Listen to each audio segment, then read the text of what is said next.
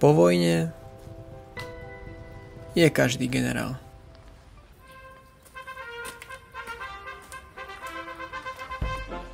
Nechápem, ktorá chorá hlava to vymyslela. Som nachystaný. Holý. Že to ide. Ide sem. Si používaj tú postranú líčku, ktorá sa mi zachytáva. Tak mi dajte už pokoj. Jesus. Dostal som klostridie. To nie je v pohode. Docela v pohode. Ste zase rýžovaná taká sračka.